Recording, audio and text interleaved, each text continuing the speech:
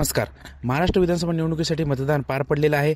परंतु परळी येथील 2 गटात झालेली हाणामारी आणि ईव्हीएम फोडल्याची घटना, नाशिकमधील नांदगाव येथे सुहास कांदे आणि समीर भुजबळ यांच्यातील झालेली तुतुमय, वर्धे येथील नितीश कराळे मास्तरांना झालेली मारहाण, यवतमाळ जिल्ह्यातील उमरखेड तालुक्यात सरपंचावर मतदान केंद्रावर झालेला प्राणघातक हल्ला, या सर्व राड्यांमुळे मतदानाचा दिवस चांगलाच गाजला. परंतु निवडणूक आयोगाची यंत्रणा आणि पोलीस प्रशासन सज्ज असल्यामुळे महाराष्ट्रात एकदाच यशस्वीरित्या मतदान पार पडलेलं आहे. तर महाराष्ट्रातील कोणत्या जिल्ह्यामध्ये किती टक्के मतदान झालं आणि कुठल्या ठिकाणी सरासरी टक्केवारीमध्ये वाढ आणि घट झाली, याचाच आढावा आपण या व्हिडिओमधून घेणार आहोत.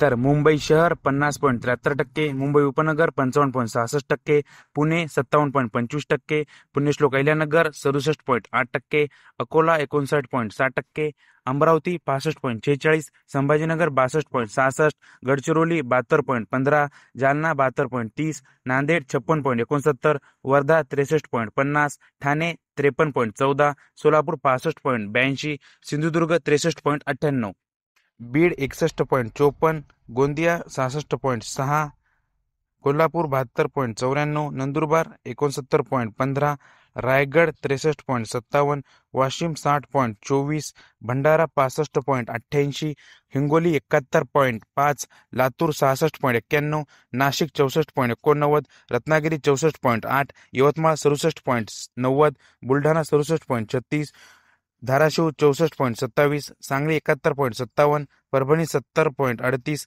चंद्रपूर 65.89%, जळगाव 58.48%, नागपूर 57.47%, पालघर 65.26%, सातारा 65.98%, धुळे 64.70%.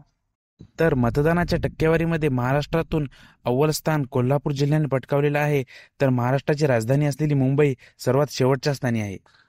या सर्वांमध्ये सर्वात लक्षवेधी ठरलेला जिल्हा म्हणजे गडचिरोली.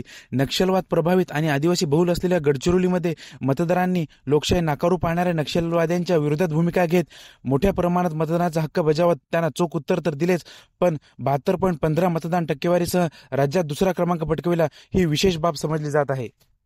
तर हे झालं एकंदरीत जिल्ह्याबद्दल. आता सर्वात जास्त मतदान झालेले टॉपचे 5 मतदारसंघ बघूया. यामध्ये 2019 प्रमाणेच करवीर याही वर्षी प्रथम क्रमांकावर आहे. करवीर 84.79%, चिमूर 81.75%, ब्रह्मपुरी 80.54%, कागल 81.72%, तर नेवासा 79.79%. इथे महाराष्ट्रामध्ये सर्वाधिक मतदान झालेलं आहे.